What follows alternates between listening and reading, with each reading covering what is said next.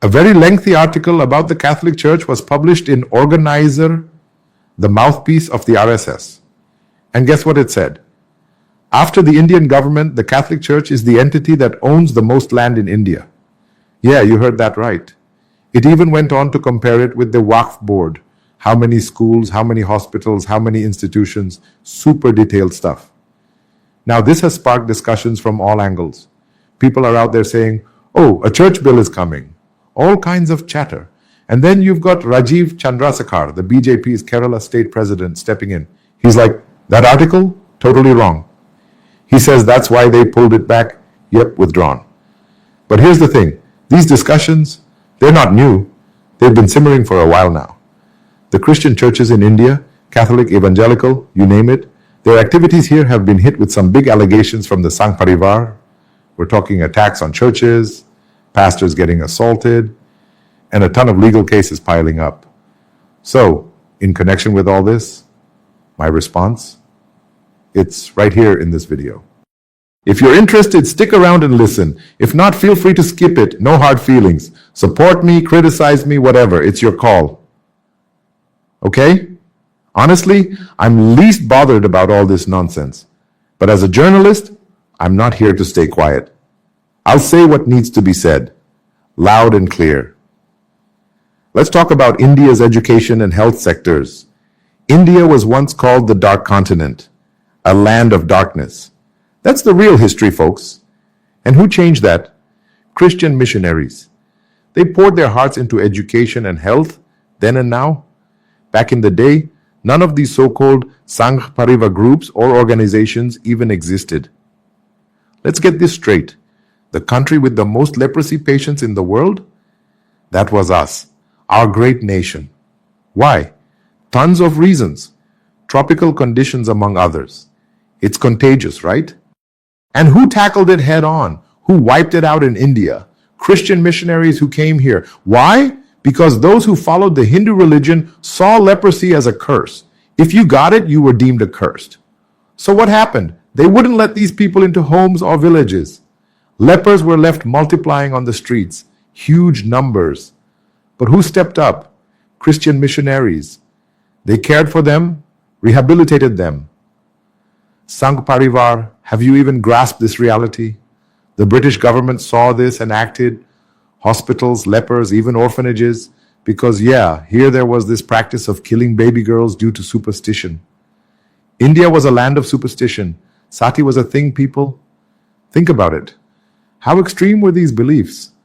And who stood at the forefront to transform this dark continent, this great nation called India? Christian missionaries, no one else. Back then, the British government handed them land. Let me give you an example. In Kerala near Kayamkulam, there's a place called Nooranad. They had a leprosy hospital there, a sanatorium, massive property. And after leprosy was eradicated in Kerala, guess what's there now? A camp for a central paramilitary force. Same deal across India. They needed places to stay, right? So the British gave them plenty of land. Catholics, Christian community, whoever, because they were the ones serving these people. Sangh Parivar, listen up. Thousands of Christian missionaries and health workers gave their lives for this land, serving these people. Has even one of you done that? I'm asking straight. Give me a direct answer. Has even one of you sacrificed your life for these lepers, for those who had nobody? It was only after seeing this that folks like Bala Baba started programs for lepers. But who kicked it off? Christian missionaries. Now let's switch gears. Raja Ram Mohan Roy. Who brought him forward on Sati? The British. Why? Because he was a Hindu, a campaigner from this community, fighting superstition. If a Brit had led that charge, Hindu believers here wouldn't have followed. That's why they brought in Raja Ram Mohan Roy, a Bengali, for the campaign. Get that in your head first. Same with Baba Ambedkar, who sent him to the UK to study. The history you read in India, it's fake. Even his grandson, Prakash Ambedkar, I've talked to him, can't fully explain it. He straight up said it. The British sent Prakash Bhimrao Ambedkar to London to study. Why? They needed an educated leader in their community. Think about this. India, the dark continent, today, so many of us speak English. These Sangh Parivar and BJP folks sitting in parliament, over 70% of them went to Christian schools, convent schools. Why couldn't you do that earlier? And another thing, why do these Sangh Parivar, BJP, RSS people send their kids to America and other Christian countries to study instead of Indian institutions? Couldn't you teach them here? Answer me. What's the real reason? Oh, it's a developed nation, right? So they go study there. How many people do they convert in America? Even one? Nope. Conversions, programs. It's all by choice over there. That's how it works. Here's another question. The British ruled India for 200 years. How many did they convert? Straight question. If they'd converted the Dalits and Adivasis back then, direct question. India would be a Christian majority country today. But they didn't care to. They ran mission programs? Sure. Take Vellore CMC College, check its history. An American woman missionary came here. Her dad was a missionary. She saw how bad leprosy was here during her mission work. She went back, got her MBBS in medicine, came back, and started a medical school in America. It began as a tiny clinic and grew into CMC Vellore. Its main goal? Eradicating leprosy. So many doctors and health workers there died without even feeling pain because leprosy numbs you. That history is all there for you to see. Here's another one. Malaria hit India multiple times. In the Northeast, when it struck, the Indian mission, total failure. Don't know if you knew that. Guess who stepped in?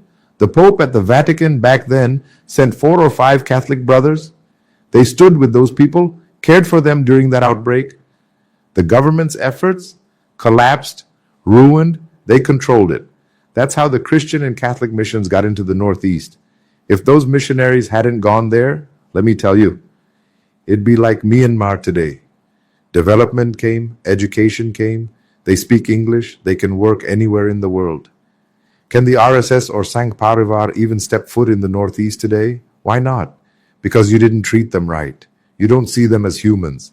India's Dalits, the tribes here. You're still stuck on the caste system. One question. How many years have the Sangh Parivar, RSS, and others been stirring trouble against these missionaries? Where have you won? Fights, scuffles, cases, Jabalpur, everywhere, every year, every month, every day in India. Have you stopped it anywhere? Direct question. Have you changed them anywhere? Even now in India's most backward spots, Dalits, Adivasis, the government's efforts have flopped. What's working? Catholic schools, Catholic institutions? Why? They are dedicated. Why hasn't Ghar Wapsi worked in tribal lands? You know why? The tribes see it. Sangh Parivar still doesn't accept them as humans. Who's treating them like people, helping them, educating them, caring for their health? Christian missionaries in so many places. Look at Tamil Nadu. Under Jayalalitha, they went after evangelical Christians, Pentecostals. She was chief minister, throwing out statements left and right. But what did she admit later? We can't touch them. Why? Tamil Nadu's got a huge Dalit community, converted. What happened in Punjab? Why couldn't you get in there? What about Andhra? In tons of states, you can't touch this. One more thing. Post offices are everywhere in India. Railway stations, big and small. How many post offices have an RSS or Sangh Parivar unit?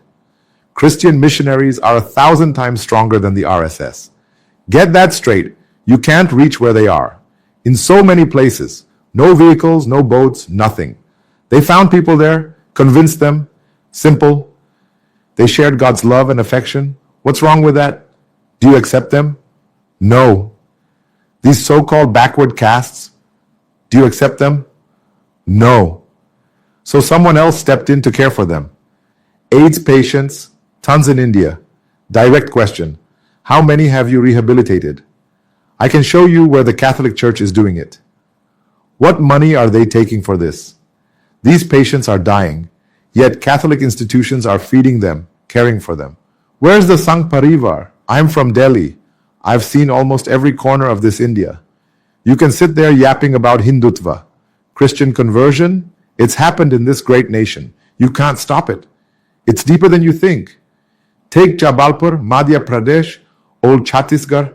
There's a place called Chambal. Tribal backward classes. Heard of it? When floods hit, the government's cut off. But I've seen Malayali evangelists there. They preach the gospel, help people, give clothes, food. Show me one person, prove they were paid to feed and convert them. I'll shut this down today. I challenge you. Oh, and you've talked about Mother Teresa. In the last 50 years, has any of you done what she did? People kill their kids because they can't feed them or dump them somewhere. Mother Teresa took them, raised them, called them hers. What did she do wrong? You can't do that. India was starving. Families couldn't cope.